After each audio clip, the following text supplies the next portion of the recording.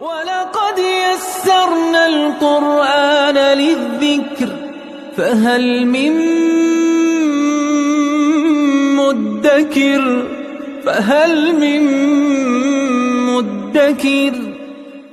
أعوذ بالله من الشيطان الرجيم بسم الله الرحمن الرحيم الحمد لله رب العالمين وصلى الله على سيدنا ونبينا بالقاسم المصطفى محمد وعلى آله الطيبين الطاهرين المعصومين أما بعد أعوذ بالله من الشيطان الرجيم الرجال قوامون على النساء بما فضل الله بعضهم على بعض وبما أنفقوا من أموالهم فالصالحات قانتات حافظات للغيب بما حفظ الله واللاتي تخافون نشوزهن فعظوهن واهجروهن في المضاجع واضربوهن فإن أطعنكم فلا تبغوا عليهن سبيلا إن الله كان عليا كبيرا صدق اللہ العلی العظیم۔ جیسا کہ ہم نے پہلے عرض کیا، سورہ نساء کی آیات کی ایک بہت بڑی تعداد خواتین کے مسائل، خواتین کے حقوق، خواتین کی میراث اور میاں بیوی کے مسائل، ان کی خانوادگی زندگی، عائلی زندگی، اس کو قرآن کریم نے اس سورہ میں بہترین انداز سے بیان فرمایا۔ اور بار بار، کیونکہ مرد کی اپنی خاص توانائیاں ہیں، خواتین کی اپنی خاص استعداد اور توانائیاں ہیں، تو ممکن ہے افراد کے ذہن میں، خصوصاً آج کے ماحول میں، جیسا کہ دیکھا جاتا ہے کہ بہت سارے افراد، بہت سارے ممالک مردوں اور خواتین کی برابری کا نعرہ لگاتے ہیں، تو یہ ظاہراً مد نظر تھا یہ ماحول قرآن کریم کے، اسی وجہ سے بار بار قرآن کریم نے منع فرمایا کہ جو ہم نے مردوں کو عطا کیا ہے، جو ان کی ذمہ داریاں ہیں، ان کی خواتین کو تمنا نہیں کرنی چاہیے، جو خواتین کے فضائل ہیں، جو انہیں ہم نے امتیازات دیے ہیں، اس پہ مردوں کو حسد نہیں کرنا چاہیے۔ لہذا ایک اور عنوان سے، ایک اور جہت سے پروردگار عالم نے خواتین اور مردوں کے جو آپس میں امتیازات ہیں، جو ان کے خلقت کے حساب سے، جسمانی حساب سے، یا فقہ میں، شریعت میں جو ان کے امتیازات ہیں، اس کو مد نظر رکھتے ہوئے فرمایا الرجال قوامون علی النساء، فرمایا مرد یہ قوام ہیں۔ قوام، قیم سرپرست کو کہتے ہیں، نگہبان کو کہتے ہیں، ولی کو کہتے ہیں۔ جس چیز کا قوام کسی چیز پہ ہو، وہ جو بیس ہوتی ہے، وہ جو بنیاد ہوتی ہے، وہ بنیاد اگر نہ ہو تو اس چیز کا قوام نہیں رہتا۔ لہذا قوامون یعنی یہ نگہبان ہیں، یہ سرپرست ہیں، یہ حاکم ہیں علی النساء، خواتین پر۔ یہاں پہ الرجال اور علی النساء، یہ دو یہاں پہ آراء موجود ہیں۔ ایک یہ کہ یہ مرد، الرجال سے مراد شوہر ہیں، علی النساء بیویاں، یعنی میاں بیوی کے اگر روابط کو دیکھا جائے ایک گھریلو زندگی میں، تو وہاں پہ سرپرستی جس کو حاصل ہے، جس کا ارادہ حاکم ہے، جس کی رائے حاکم ہے، وہ مرد ہے۔ البتہ مرد کے نگہبان ہونے کا، سرپرست ہونے کا یہ مطلب نہیں ہے کہ خواتین کی بات کو نہیں سنا جائے گا، اس کو اہمیت نہیں دی جائے گی، اس کے کچھ حقوق نہیں ہیں، اس کے اپنے حقوق ہیں، اس کی اپنی رائے ہے۔ لیکن یہ گھر کس کی سرپرستی میں چلے گا؟ دیکھیں، جب دو افراد سفر پہ جاتے ہیں تو وہاں پہ تاکید ہے کہ ایک فرد سرپرست بنے، ایک مسئول بنے، ایک ذمہ داری لے۔ تو یہ گھر اگر چلنا ہے تو اس گھر کی ذمہ داری کس کے پاس ہو؟ وہ ذمہ داری فرمایا وہ مردوں کے پاس ہو، وہ شوہر کے پاس ہو۔ ایک یہ رائے۔ دوسری رائے الرجال قوامون علی النساء، الرجال سے مراد پورے مرد ہیں، یعنی مرد بے عنوان مرد، یہ سرپرست ہے، یہ نگہبان ہے خواتین پر، چاہے وہ شوہر کی صورت میں ہو، چاہے وہ باپ کی صورت میں ہو، چاہے وہ بھائی کی صورت میں ہو، جو اس کی ساخت ہے، جو پروردگار عالم نے جو اس کو صلاحیتیں دی ہیں، جو اس کے بدن کی ساخت ہے، اس حوالے سے جو مرد ذمہ داریاں لے سکتا ہے وہ خواتین نہیں لے سکتی۔ لہذا اس وجہ سے فرمایا کہ سرپرست اور نگہبان مرد ہیں خواتین پر۔ بما فضل اللہ بعضهم علی بعض، کس وجہ سے پروردگار عالم نے جو بعض کو بعض پہ فضیلتیں دی ہیں، اس وجہ سے مردوں کو یہ فضیلت دی ہے، یہ اضافی امتیاز ہے کہ وہ سرپرست ہیں۔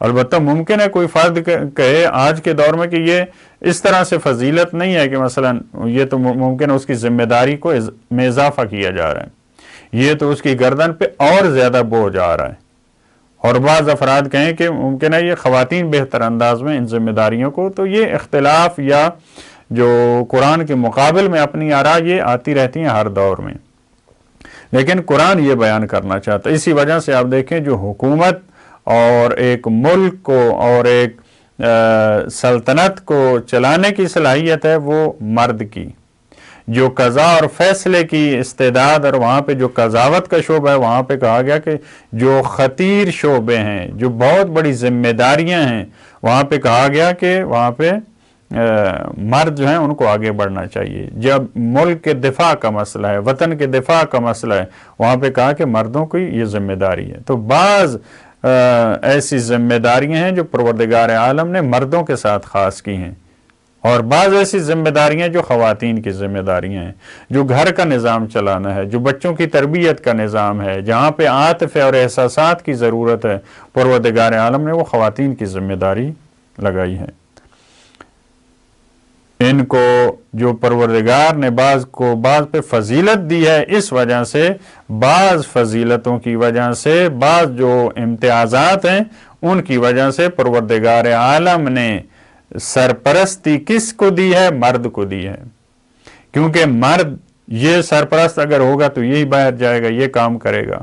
اگر مشکل کو فیس کرنا ہوگا، کہیں پہ باہر جا کر کام کرنا ہے، ٹریول کرنا ہے، یہ سارے مسائل جو سرپرست ہوتا ہے پھر اس کی ذمہ داری ہوتی ہے۔ تو خواتین المرأۃ ریحانۃ، اس کو یہ ذمہ داری پروردگار عالم نے نہیں دی۔ ہاں اگر وہ ساتھ مرد کے کام کرنا چاہتی ہے یا آج جیسے ہو رہا ہے تو اس سے قرآن نے یا روایات نے، رسول اللہ نے یا فقہ نے نہیں روکا، لیکن اصل ذمہ داری کس کی ہے؟ وہ مردوں کی ہے۔ وَبِمَا أَنفَقُوا مِنْ أَمْوَالِهِمْ، ایک یہ پروردگار عالم نے سرپرستی کی فضیلت دی ہے، اور ایک اس حوالے سے مردوں کو یہ امتیاز حاصل ہے کہ جو اپنے اموال سے وہ انفاق کرتے ہیں۔ انفاق کرنا کس کی ذمہ داری ہے؟ نان و نفقہ دینا کس کی ذمہ داری ہے؟ مرد کی ذمہ داری ہے، خاتون کی ذمہ داری نہیں ہے۔ خاتون اپنے حقوق، اپنا نان و نفقہ وہ بغیر ورک کیے، بغیر جاب کیے وہ اپنا مانگ سکتی ہے مرد سے، اور مرد کا حق بنتا ہے کہ وہ اس کو دے۔ فالصالحات قانتات، پس جو صالح بیویاں ہیں، جو باصلاحیت بیویاں ہیں، جو عمل صالح انجام دینے والی خواتین ہیں، قانتات یہ اطاعت گزار ہیں، یہ خاضع ہیں۔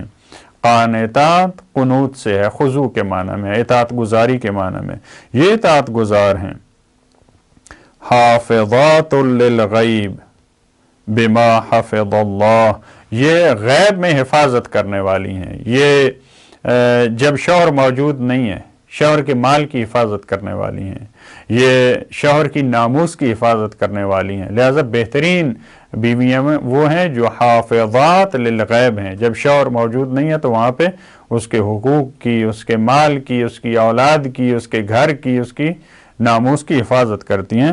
بما حفظ اللہ، وہ ان چیزوں کی حفاظت کرتی ہیں جس کی پروردگار عالم نے جس کے حفظ کا حکم دیا ہے، جو خدا نے ان کی ذمہ داری لگائی ہے، اس کو جو خدا نے ان کے حقوق معین کیے ہیں اس کے مطابق وہ ان کی حفاظت کرتی ہیں۔ واللاتی تخافون نشوزہن فعظوہن، اور وہ خواتین، پہلے مرحلے میں صالحات کا تذکرہ ہے، صالحات جو نیک خواتین ہیں، جو اطاعت گزار ہیں، جو شوہر کی باتوں پہ عمل کرتی ہیں، جو اس کے غیب میں اس کی حقوق کی حفاظت کرتی ہیں، اس کے مقابلے میں اور وہ خواتین تخافون نشوزہن، جن کی نافرمانی کا تمہیں خوف ہے۔ یہاں پہ یہ نہیں فرمایا کہ جو نافرمانی کرتی ہیں۔ نشوز ناشزہ یہ تعبیر ہے، فقہ میں بھی موجود ہے، جو مرد کے حقوق ہیں جو ان کو پورا نہیں کرتی اس خاتون کو ناشزہ کہا جاتا ہے۔ تو یہاں پہ تعبیر بہت خوبصورت ہے، جن کے نشوز کا خوف ہو، یعنی آثار سے پتہ چلے کہ یہ اب شوہر کی اطاعت گزار نہیں ہے، یہ شوہر کے حقوق کا خیال نہیں رکھ رہی، یہ اب استکبار جو ہے اس پہ اتر آئی ہے، یہ عصیان پہ اتر آئی ہے۔ فَعِظُوهُنَّ، تو اس کو صحیح راستے پہ لانے کے قرآن کریم نے 3 طریقے یہاں پہ بیان کیے ہیں۔ فَعِظُوهُنَّ، تو ان کو واضح نصیحت کریں، سب سے پہلا مرحلہ۔ اور عام کسی کو اگر آپ نے تبلیغ کرنی ہے، اگر عام کسی فرد کو معاشرے میں تربیت کا انداز ہے، وہاں بھی مرحلہ بہ مرحلہ تربیت ہوتی ہے، اور جو آسان چیز ہے اس سے شروع کیا جاتا ہے اور سخت مراحل کی طرف جاتے ہیں۔ تو فرمایا کہ ان کو واضح نصیحت کریں، ان کو سمجھائیں۔ وَاهْجُرُوهُنَّ فِي الْمَضَاجِعِ، اور بستر میں آپ ان سے ہجرت کریں۔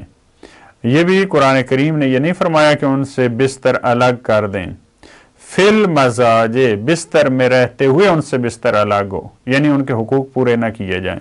یہ دوسرا مرحلہ ہے۔ مضاج مضجع کی جمع ہے، مضجع سونے کی جگہ، ویسے قبر کو بھی کہا جاتا ہے کہ جب انسان وہاں پہ مستقل طور پر سو جاتا ہے، لہذا بستر پہ سونے کی جگہ پہ ان سے ہجرت کریں، ان سے دوری اختیار کریں۔ وَضْرِبُوهُنَّ، اور ان کو آپ مار سکتے ہیں۔ یہ جو تعبیر ہے وَضْرِبُوهُنَّ، بعض دفعہ یہ ذہن میں آتا ہے کہ قرآن کریم نے خواتین کو مارنے کی اجازت دی ہے، تو یہ کیسے ہو سکتا ہے، قرآن نے کیسے اجازت دی ہے؟ دیکھیں جب اس ماحول کو ہم دیکھتے ہیں، عرب معاشرے میں خواتین کے ساتھ کیا طریقہ تھا، اور اس کی روشنی میں ہم دیکھتے ہیں کہ قرآن کریم نے حکم دیا ہے ضرب کا، کہ آپ اس کو مار سکتے ہیں، اور مارنا وہ بھی انسان کی مرضی کے مطابق نہیں ہے، مارنے کی پھر آگے شرائط موجود ہیں۔ فقہ کتب میں آپ اگر دیکھیں، آپ اگر کسی فرد کو، بیوی کی بات نہیں ہے، کسی فرد کو اگر اتنا آپ مارتے ہیں کہ اس کے جسم کی رنگت تبدیل ہو جائے، وہ کالا ہو جائے یا ریڈ ہو جائے، تو اس انسان پہ دیت ہوتی ہے اس کی، لہٰذا یہ وہ مارنا نہیں ہے۔ حالانکہ یہ ممکن ہے ایک حد تک اس کو متوجہ کرنے کے لیے قرآن کریم نے یہ اجازت دی ہے کہ آپ اس کو تھوڑا سا جب آپ اس طریقے سے اس کو سمجھائیں گے تو ممکن ہے وہ فرد اور وہ خواتین جو نشوز کی حالت میں ہیں، یہ جدائی سے بہتر ہے۔ یعنی یہ مرحلہ جو قرآن کریم بیان کرنا چاہ رہا ہے اس بعد والی آیت میں ہوگا کہ جب جدائی کا خطرہ ہے تو وہاں پہ ہم نے کیا کرنا ہے۔ یعنی جب جدائی کی طرف میاں بیوی جا رہے ہیں، تو اگر اس طرح سے ایک خاص حد تک معمولی طور پہ اگر ضرب کے ذریعے اس کو متوجہ کیا جا سکتا ہے تو یہ اچھا مرحلہ ہے۔ یہ اس سے بہتر ہے کہ ان مراحل کو انجام نہ دیں اور ان کا کام جدائی اور طلاق تک پہنچ جائے۔ فَإِنْ أَطَعْنَكُمْ فَلَا تَبْغُوا عَلَيْهِنَّ سَبِيلًا، اور اگر وہ تمہاری اطاعت کریں، آپ نے ان 3 مراحل کو طے کیا یا ان میں سے ایک کو طے کیا، فَلَا تَبْغُوا عَلَيْهِنَّ سَبِيلًا، تو پھر ان پہ آپ بغاوت نہ کریں، ان پہ بغاوت کہ آپ راستے تلاش نہ کریں، بہانے تلاش نہ کریں۔ جب وہ اطاعت کر رہی ہیں تو پھر آپ کسی بہانے سے ان سے جدا ہونا چاہ رہے ہیں، ان کو آپ اذیت اور تکلیف دینا چاہ رہے ہیں، تو پھر یہ آپ کو کام نہیں کرنا چاہیے۔ ان اللہ کان علیا کبیرا، یقیناً اللہ بلند و برتر ہے، اللہ بزرگ و برتر ہے۔ یہ ہم نے تمہیں اختیار دیا ہے، تو تمہیں یہ نہیں سمجھنا چاہیے کہ ہم تو اب بہت بڑے ہو گئے ہیں، پروردگار نے ہمیں حکم دے دیا، آپ ان کو واضح نصیحت کر سکتے ہیں، آپ ان سے بستر الگ کر سکتے ہیں، آپ ان کو مار سکتے ہیں۔ تو اس کا مطلب یہ نہیں ہے کہ تمہارا مقام بہت بڑا ہو چکا ہے۔ اللہ کو تم نے مد نظر رکھنا ہے، خدا علی ہے، خدا کبیر ہے، جو بلند و برتر ذات ہے وہ پروردگار عالم کی، اس کے سامنے تمہیں جھکنا ہے اور اس کے سامنے تمہیں جواب دہ ہونا ہے۔ پروردگار ہمیں توفیق دے کہ خواتین کے اور خصوصاً عائلی زندگی میں، خانوادگی اور گھریلو زندگی میں جو حقوق خدا نے ہمارے معین کیے ہیں، ہم ان کو پورا کر سکیں۔ اللہم صلی علی محمد و آل محمد.